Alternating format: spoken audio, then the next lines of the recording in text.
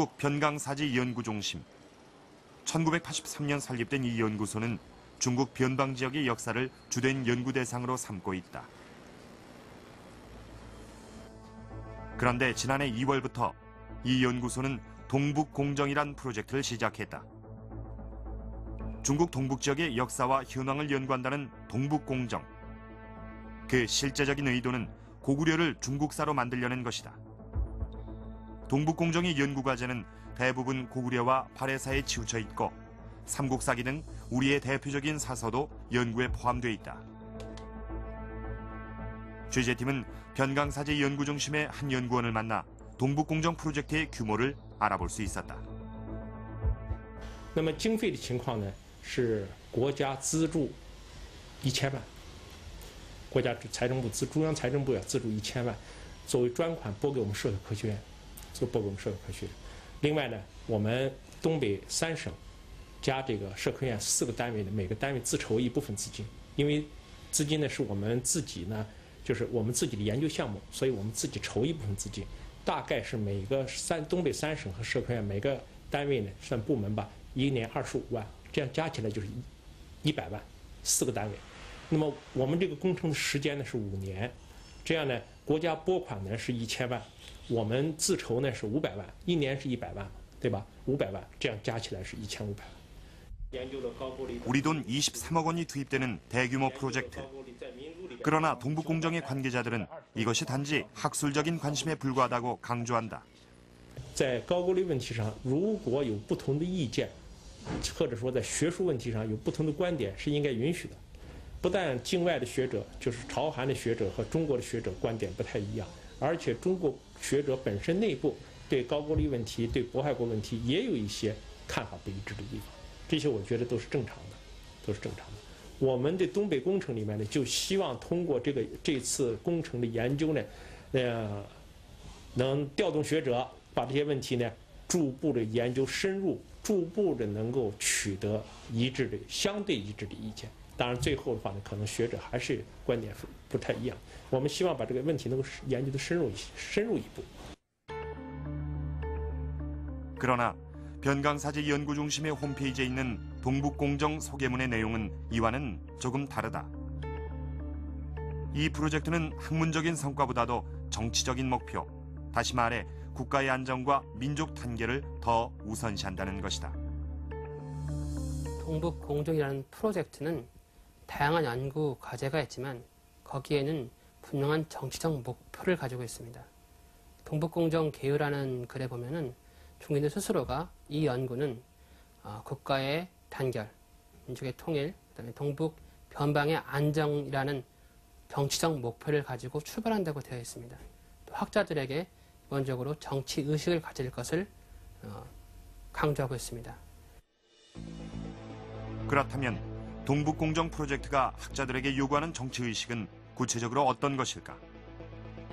취재팀은 동북공정에 참여하고 있는 조선족 역사학자를 어렵게 찾아내 인터뷰를 부탁했다.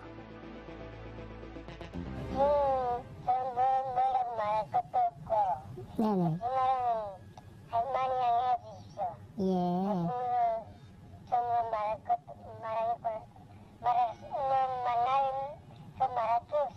예. 많이 양해해 주십시오. 예. 선생님 그러면요. 저희가 뭐 그 정식으로 촬영은 안 하더라도 그냥 선생님을 잠깐 만나 뵙고 그렇게 말씀을 좀 들을 수는 없을까요?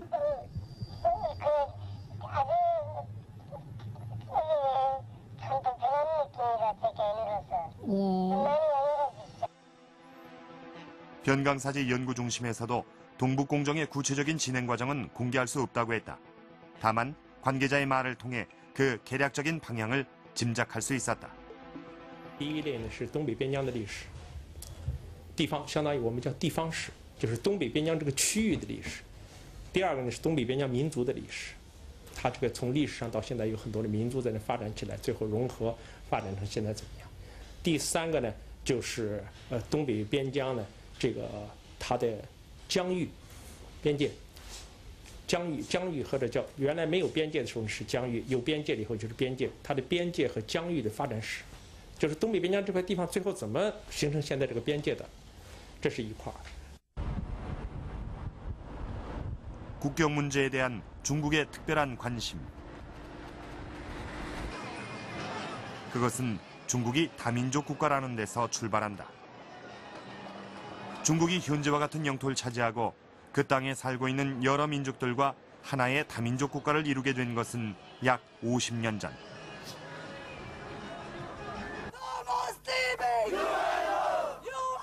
그러나 이후로 중국은 끊임없이 티베트과 신장 등 소수민족들의 독립분쟁에 시달려야 했다.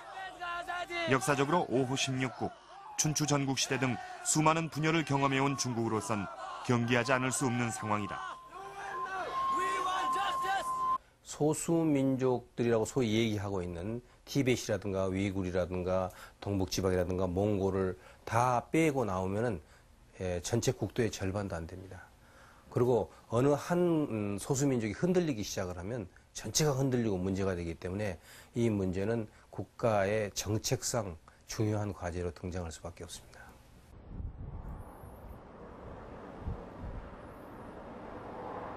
특히 중국에서 최근에 가장 주목하는 지역은 연변 조선족 자치주다. 중국 동북지역 길림성 동부에 위치해 있는 연변 조선족 자치주. 한반도의 4분의 1 크기인 이 지역은 중국 동북지방의 국경지대를 차지하고 있어 대외적으로 중요한 지역이다. 그런데 이곳은 조선족이 전체 인구의 40%를 차지하고 있는 데다가 중국 개방 이후 한국 문화가 빠른 속도로 유입되고 있다. 그렇다면 중국의 고구려사 빼앗기 프로젝트는 어쩌면 연변의 조선족들을 의식한 것은 아닐까.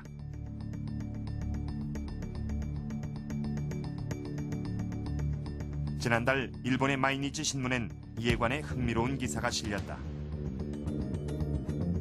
중국이 지난해부터 조선족에게 사상교육을 실시하고 있다는 제목의 이 기사는 그 교육의 내용에 관해 자세히 소개하고 있다.